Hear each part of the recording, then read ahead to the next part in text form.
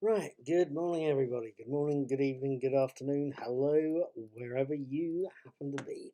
My name is Paul. I'm also called Nik Nak, and you possibly know me, if you've been on YouTube long enough, from Nik Nak's Daily Teaser, a series of fun daily brain teasers I do. I've also been known to watch the occasional TV show and also the occasional movie. Tonight, I'm stuck indoors. I've watched the first episode of a TV show, one that's new to me but has been around for a little while. I've caught the first episode of Star Trek Picard.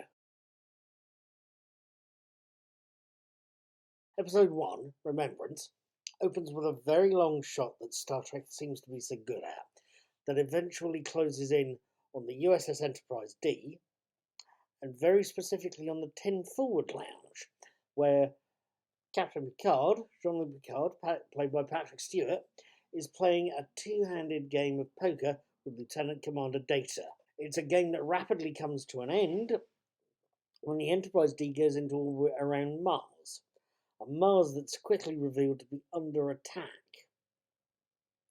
We soon realise this is a dream, however, as Captain Picard wakes up at his bedroom in Chateau Picard, the family estate, some years after he's actually retired from Starfleet. He's retired from Starfleet many years after rescuing a lot of Romulans after a supernova destroyed their home planet, and after the genuine attack on Mars by synthetic life forms, by androids, data-like androids, and after major arguments with his former bosses.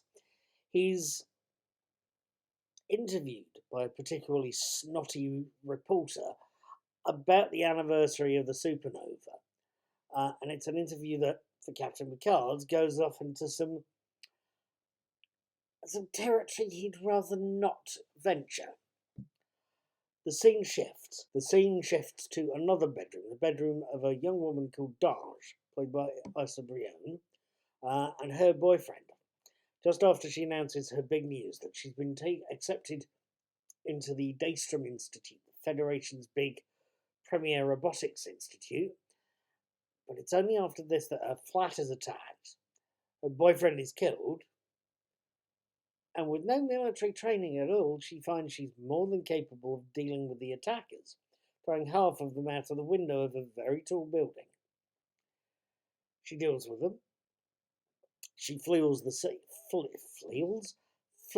scene, only to end up, after seeing the interview in a shop window, at the home of Admiral Picard, a man she's never met, but a man in whose company she feels very safe. All Admiral Picard can do is offer her to help as much as he can a young woman who seems very familiar. Now, in conclusion, have I enjoyed this opening episode of Star Trek Picard? Have I liked it? Yes, I have.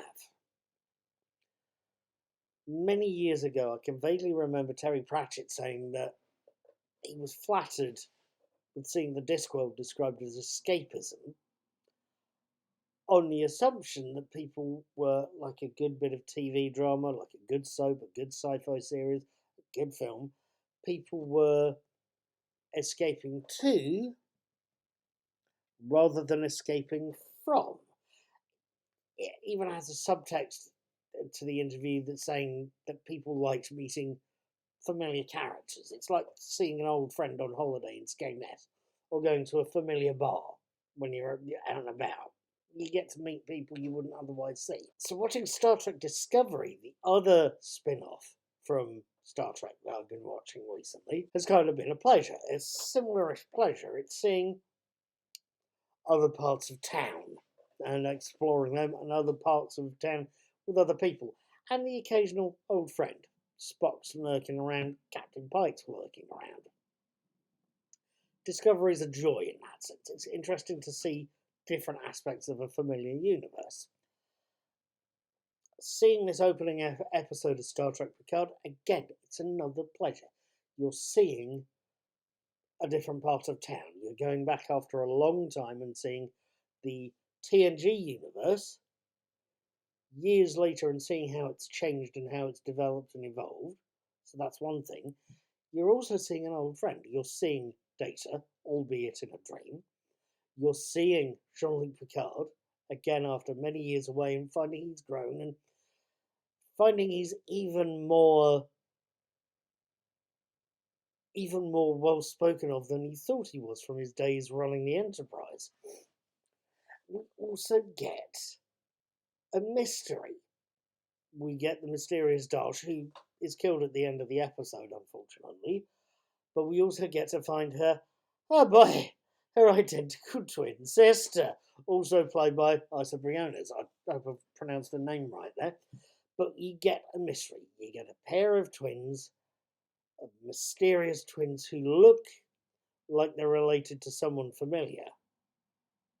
But you've got a mystery, and you're seeing Captain Picard attached to it. Personally, I have got to say I've thoroughly enjoyed this episode. It seemed a little too short, actually. It could have maybe shoved an extra 10 minutes on there. The Ministry of Time, the Spanish series, kind of spoilt me there in having a perfectly paced 1 hour and 10-minute episode. Nonetheless, Remembrance, the name of episode 1, and episode 1 of Star Trek Picard, it's pretty damn good, and it set up the series well. I'll be catching episode 2 as soon as possible. I hope you'd like to join me. Leave me a comment. Feel free to subscribe. Take care of yourself.